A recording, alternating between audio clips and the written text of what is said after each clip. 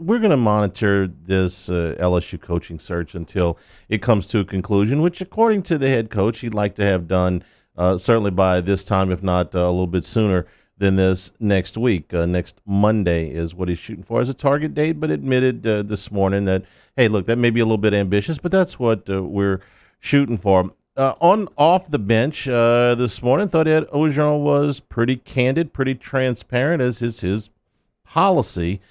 It's kind of been his MO about the search for his coordinators. Finding the right fit and knowing exactly what we want on offense and defense. And we have done a lot of research. There's many great candidates out there that want to come. I've got 2 guys coming in today. 2 of our top guys on offense will be in today. My top guy on defense is going to be in on Thursday. We'll see where that goes. Hopefully, we get in there. If we can't end it there, we're going to have to go to other prospects. But we feel good about our research. Derek Finansky has done a great job. Austin Thomas is with me now, general manager. He's sitting right here. He's done a tremendous job. We're on top of things. And but it's right fit for LSU and bringing the LSU standard of performance to LSU, and we're excited about it. It's not a big secret who these guys are, right?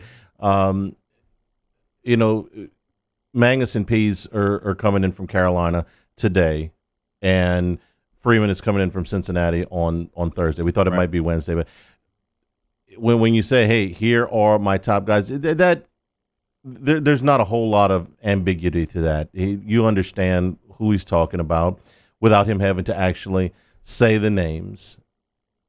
It lacks the cloak and dagger and awkwardness that sometimes, presents itself with these things. I would assume that everybody at Cincinnati knows that Marcus Freeman is looking around, that he's going to make – He's been pretty open about it too. He has. James Laurinaitis, who knows him personally very well, was with us yesterday. He understands that Freeman is on the fast track. Luke Fickell's is not in the dark here. Cincinnati's not in the dark here. They understand where it's going. That's why I asked both of our guests yesterday, is Luke Fickell a Cincinnati lifer? Right. Because the one thing that would keep Marcus Freeman around there for one more year would be if he had been promised, not necessarily given the official coaching waiting title, but if Luke Fickell had told him privately, look, man, a year from now I'm out of here, I'm going to have a better job, this will be your job, well, then that would be the one thing that would cause to say, hey, look, I don't really want to uproot my family twice, I'll just stick it here for another year, and then I'll be a head coach. Yeah. That's not been the case. Fickell appears to be in there for, I don't know about lifer, but at the very least, it's going to take the right situation. He's not going to jump at the first one. Kind of, if Notre Dame or Penn State or Ohio State jumped out there, which none of those jobs are open or even close to being open, unless one of those guys took a pro job or something. Right. Then and if that happens, then everybody's at risk for that. So Freeman being in position to do this. Now the Carolina Panthers is another deal. They ended their season on Sunday. Joe Brady's the conduit here. Yeah. It's a wonderful resource to have. And Brady's a little bit busy these days because, according to reports, he's interviewing with everybody but the Pentagon for a job. Mr. Spanos, if you're listening. Well, be a good deal. And I said this last week, and you and I discussed this, having this kind of resources, person that you have a very close working relationship, that you had an amicable parting with that was good for him, and now is going to be this wonderful resource for you, Joe Brady and the pros. A lot of respect for Joe. Derek had most of the conversations with him, but he asked the things that I wanted to hear, and I just Joe, who can run your offense? Mm-hmm. And he recommended me 2 guys. They're here today, so I believe in Joe and what he's done. I believe in Coach Hesbinger. I thought that those guys worked great together 2 years ago. I thought this year we lost a little bit of it. It was just because of the expertise of Joe. And I want to get back to that offense. Did they not run a lot of that offense this year, but they had to run it with different personnel? I'm not saying they ran the exact same stuff. That they ran most of the same concepts. I think what he's talking about, and he's not really trying to hide from it, is the red zone and the goal line stuff. Okay. Right? Because that's kind of, if you say LSU struggled anywhere on offense, that was kind of it in portions of the season. Because when you look at the stats, they were, 4th to 5th in the SEC. They by no means had a bad offensive year. Right. But when Scott Linehan was brought in, that's what he was trying to do, replace what Joe Brady had done and did not have the success, obviously, that Joe Brady had in those areas.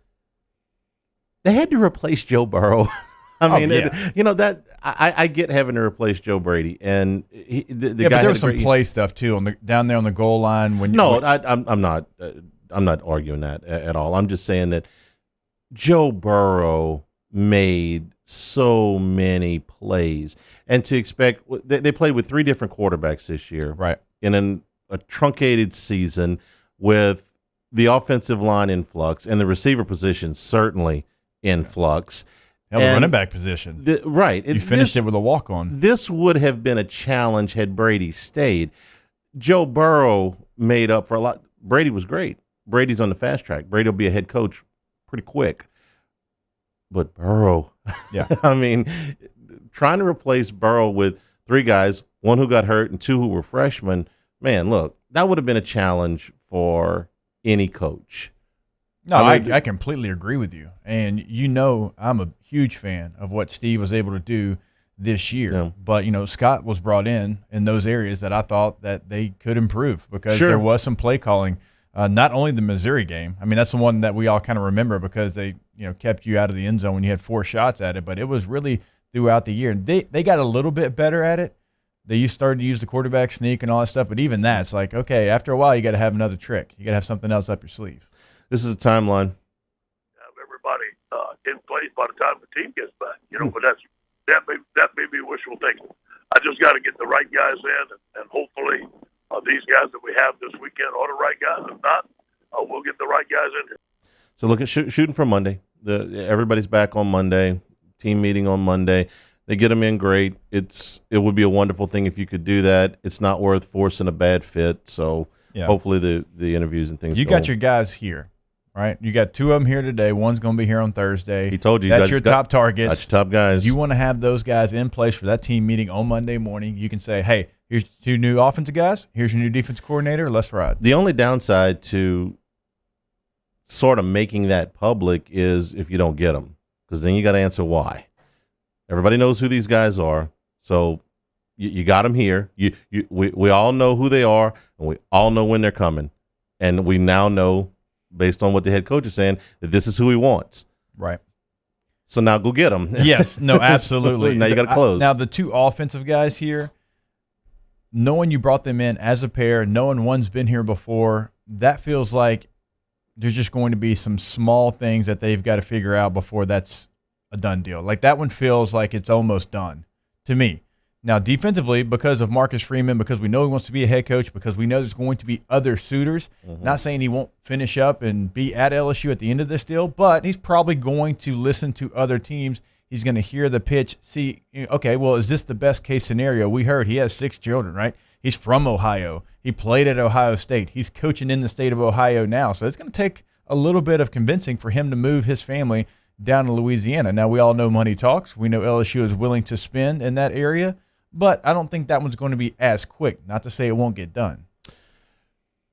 He did provide an update on Myles Brennan. He's made progress. He's not 100% healthy yet, but I do expect him. I do expect to hear some good news in the spring, but he hasn't been cleared yet. Are you at the point where you're officially concerned about his future? I've got concerns. I don't. It's not high alert, but it's starting to get a little hairy for me, just because we've not really heard a timetable. Like we keep hearing the same thing because I don't think they know. I truly don't. Like I don't. That's the part that worries me. Because we heard the injury is something they've never seen. Yeah, we're way past the point where this injury, this knee, this elbow, this shoulder, this whatever. It's we don't have a timetable, and they have, they speculated about it because that's kind of all they can do. We've talked with any number of people about it, and it's, hey, well, we think he can be back for the Alabama game. Well, no, Well, they could be back for the end of the regular season. We'll know. Yeah. Well, he's definitely going to be back, in the spring. Well, we're not in the spring yet, but we're into the second. We're into the second semester now. And what have I said? You'd love to have your quarterback in the fourth quarter program. So what can he do in the fourth quarter program? I mean, I'm not saying he could go out and play against Auburn this weekend, but can he? What can he do? If he can't play, I don't think he can do that. I mean, that's a lot of jumping, moving, quick movements. I mean, it's called the fourth quarter program for a reason. They want to get you ready to be at your freshest in the fourth quarter. So, those type of things, those landmarks to me are important. And if he hasn't had surgery yet, you want to know why, obviously, but also, what's this injury? Because if it's one that these doctors have not really seen before, they've only kind of heard about it. Okay, well, did you wait maybe too long for him to be ready for spring football? So there's a lot of question marks when it comes to that injury. And they've got the opportunity to send him to any specialist in the country that they want. If it's something that they're not familiar with, they could send him to the Mayo Clinic if they needed to. I mean, the whole unknown with him is starting to concern me a little bit. We're going on 4 months now, and we're not even. He's about to be ready now. Orgeron did say there he's expecting some good news. I hope he's right, because it's starting to be a little bit disconcerting at this point. You would think that they would be maybe a little bit more sure of a diagnosis and a timetable at this point.